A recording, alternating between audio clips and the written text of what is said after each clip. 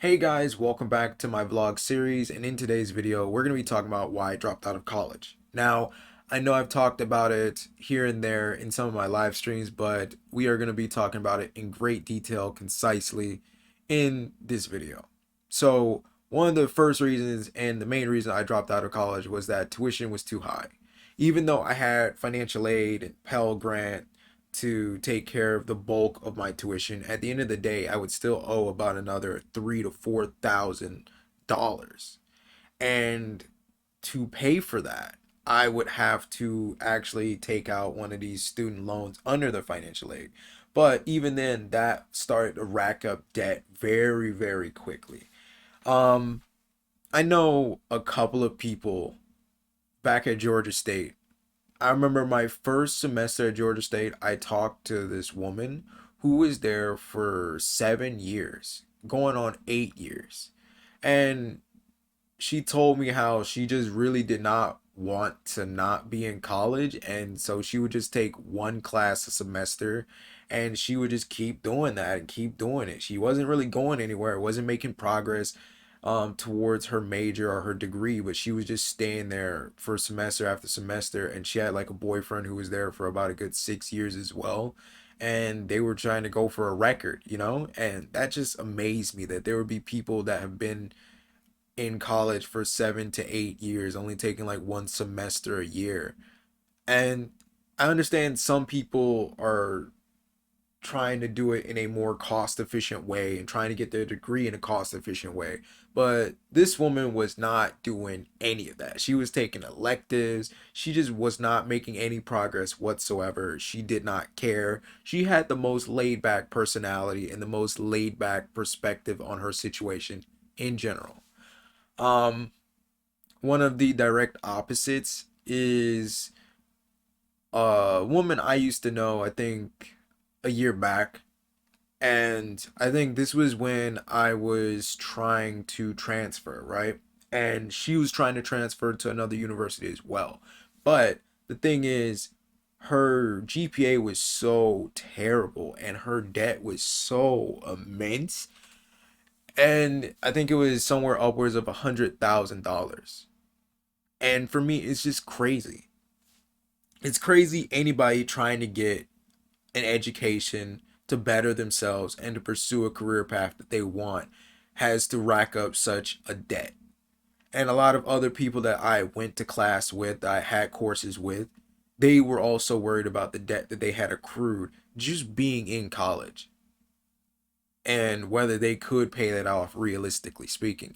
And it's ironic because I had a heads up warning about this, in high school. I had this literature teacher and he told us of his friend and his roommate and how, he was paying off student loan debt even now as a teacher, and how, try to avoid it if you can, because once you get knee deep in it, it's almost impossible to get out of it. Um, the second reason is the paid classes or courses that I did take weren't really related to my career path or my major. Um, so when I first started college, I was interested in doing astronomy, but they didn't have astronomy at Georgia State, so I did physics. Now, you know, most of the courses I took weren't like scientific. I think in the first semester or two, they weren't scientific at all. They were like literature, history, and philosophy, and all of that, but it wasn't like actual like climate and geography and geology or any of that. Um, and I will accept my part of this. After taking like a year off from like high school, like after graduating high school and taking a year off before going to college, math just completely atrophied in my brain. No. All right. If you gave me a simple math equation, I wouldn't know how to do it. I will probably short circuit if I ever see a math problem at any point in my life, right? And that was always like this deep psychological fear going forward each semester, because I would have to take this placement test to get into any mathematic courses, right?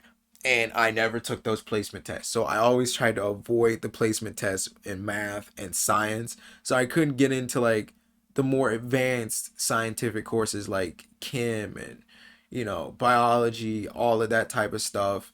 I couldn't advance that far into it. But as far as the courses I was taking, it was like geography, geology, what was another one? What was another one? Sociology.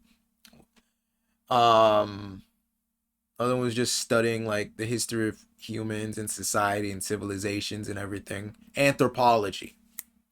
Anthropology was a fun class to take. It was definitely a fun class to take. I definitely loved world history. I think world history was where I had found myself. Like in world history, I developed a passion for history that I never had in high school. And now I'm a history buff, ironically enough. All right. Um, Another thing I didn't like, or another reason I couldn't get the classes that I did want to get, because I had switched from physics to forestry because I did want to be a forest ranger. I did want to move to Tennessee because there was forest ranger jobs out there, and I needed a degree to get that.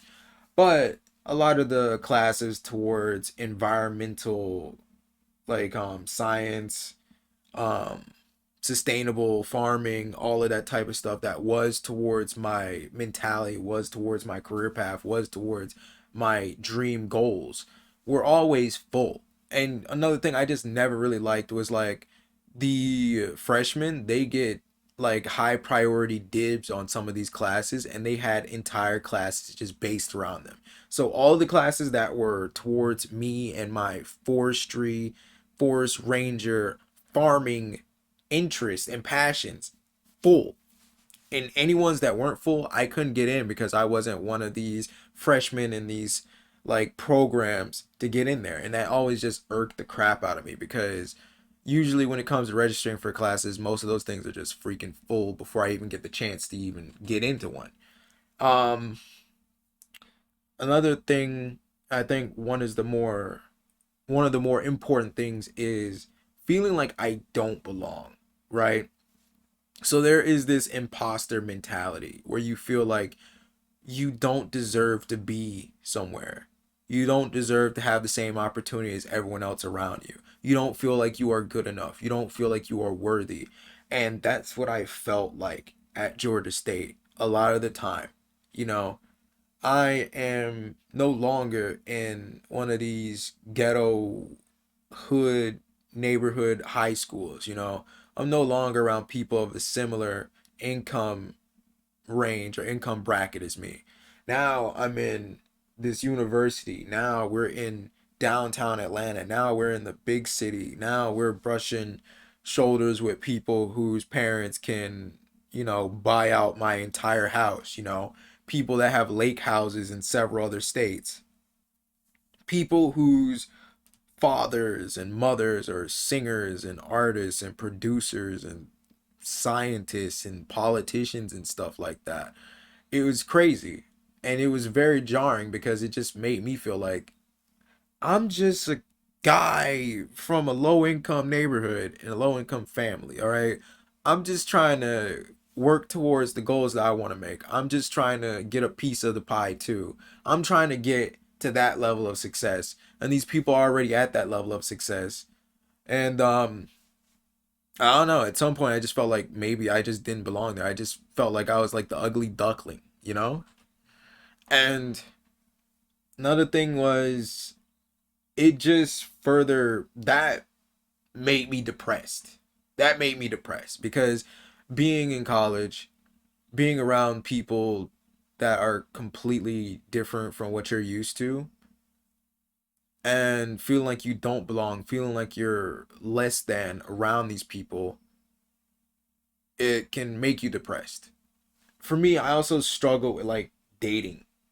In college, nobody actually wants to be in a relationship. Nobody wants to actually give a relationship a try. Nobody wants to actually date.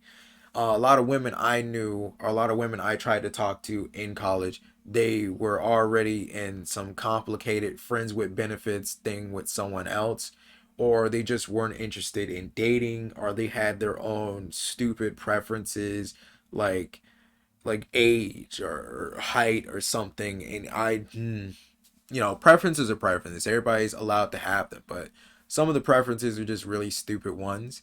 But after a certain amount of time trying to date, trying to actually get to know people, trying to actually, build connections with people, I just became more introverted, and I just realized I'm in this by myself. Everybody's in it for themselves. And that's cool and all, but when you are a very empathetic person and you do want to build connections with people, it sucks because it feels like you are alone. It feels like you are in it by yourself. So whenever I did build connections with people in college, it felt great. It felt great, but it also sucked as well. Each semester, I would have like a semester buddy. Somebody that you're cool with that semester, but once the semester is over, it's just like, okay, they fade into the background and then they become a ghost. And then you two become absolute strangers again. And it was even more weird because, like, Georgia State is a big campus, but at the same time, it's not that big. So you could see somebody from like 3 semesters ago and they would be walking around campus. So I would always see these semester buddies that I used to be, kicking it with after class, hanging out with around downtown.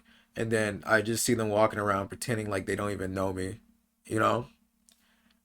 I think another thing that made me very depressed was like I had social anxiety, so I don't like being around large amounts of people. And being at this university, you're packed in these rooms with a lot of people. Also, navigating between classes, you're going through these entire herds of students, just getting out of class around the same time. You're around downtown Atlanta.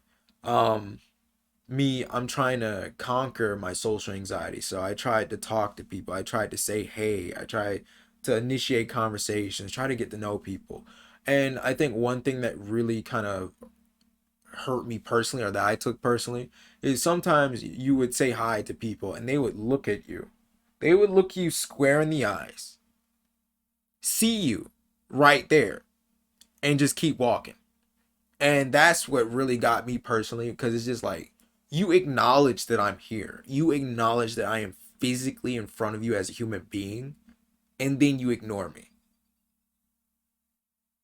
It's rude. I mean, I know I'm not entitled to get a response back, but it just hurt. It hurts when people look through you, look at you, they acknowledge that you are there, and then they just simply decide you are not worth the 2 seconds of air it would take to make a word of, hey, good morning, I'm good. It's just brutal. So, um, that was something that really got to me. I also had strained relationships with my family because of college, right? So after my first semester, my first semester was okay, but my GPA tanked in the first semester and I still don't understand how it tanked. I don't understand how it tanked. Anybody that knows my GPA would look at me and be like, Vero, how did you get a GPA that low? I don't know. It's not like I got straight F's or straight D's in every class. It's not. I had a terrible GPA after the first semester, and so I lost financial aid. So I spent a lot of that time afterwards trying to recover and trying to save up money to get back into college, right? Um, and what this meant was I had my mom who's really really, really passionate about me getting my education, really passionate about me trying to make something of my life. And I spent, I don't know, 2, 3 semesters lying to her, saying that I was in college when I wasn't. And I don't know about you, but nothing makes me more sick with myself than disappointing somebody and lying. Nothing hurts me more than lying to somebody who is happy for me and is supporting me, and they're not angry at me when they find out the truth. They're disappointed. That hurts more than anything else. When someone is truly, genuinely disappointed in you because they thought more of you, they thought higher of you. That devastated me. And I decided, I knew at that moment I didn't ever want to disappoint them ever again like that. Also, with my biological family, I had asked for support to get back into college. I had asked for support for tuition, to get me back on track. It wasn't like I asked thousands of dollars. I asked for a couple hundred, right? And with my biological family on my mom's side, they looked at me like I was like some type of swindler, like I'm some Forex trader trying to scam them out of money and I'm trying to get some Ponzi scheme going. Even when I went home and showed them exam results, when I showed them assignments, when I showed them my class schedule, when I did all of that, they always just thought I was out here to swindle them. I was out here for money. And for those of you that don't know, I am adopted. All right. So I lived most of my life being raised by my adopted mother that I consider my mom. All right.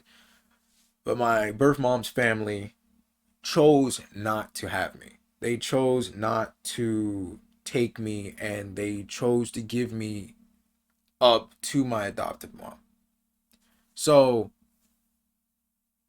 it's just kind of weird. Like, I'm not one of those people that are just like, you owe me this XXX amount of money or this much type of whatever. When I first met my family, they tried to buy me out with food. They tried to buy me out with gifts. They tried to tell me that the house is mine, that I am the first son, that everything is mine by right. And I told them I'm not interested in all of that. I'm not interested in food. I'm not interested in a house. I'm not interested in inheriting anything.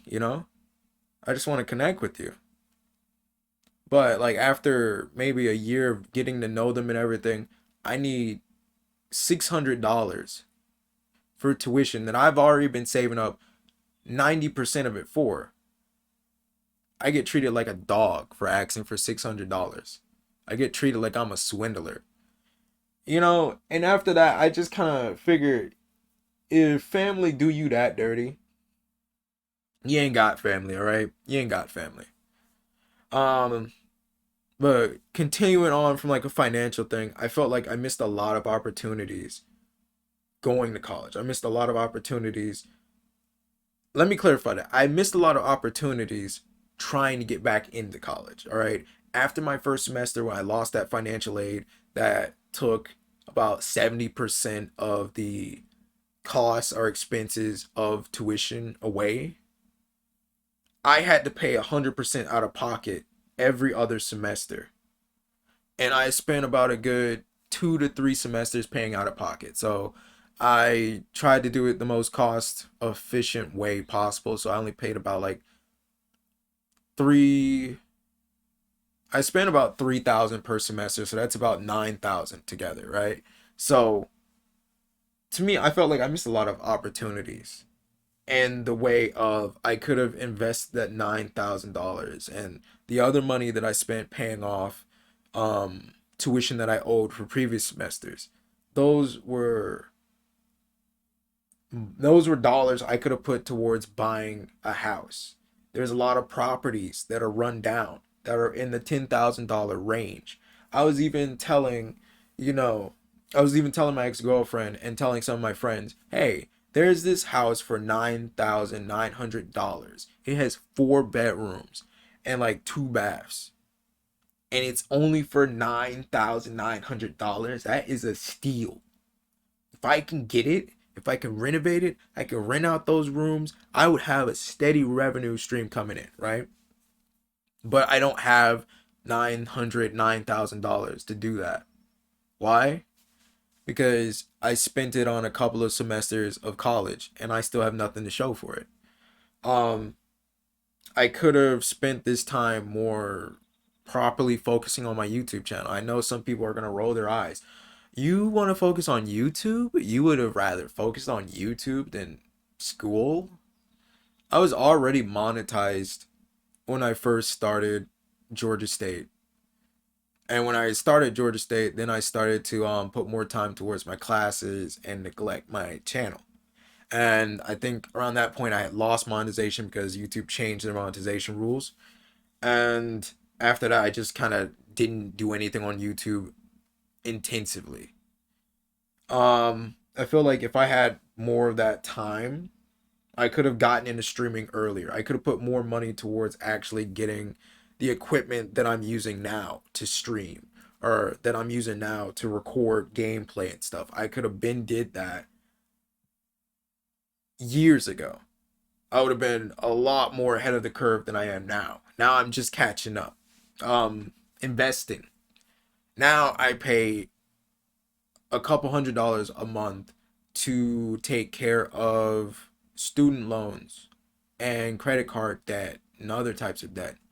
And what that means is that's money that is not being invested. That's money that's not being put in a savings account. That's money that's not being put into some stock investment like website that's not being put into Vanguard or Acorn or Robinhood, stuff like that. Um, do I have regrets about going to college? No, I met a lot of pretty good people along the way. I have pretty good experiences from it. But at the same time, I can't lie to you and tell you that I don't feel a certain level of disdain when I walk on campus, all right? Whenever I'm on Georgia State's campus, I feel a certain level of disdain.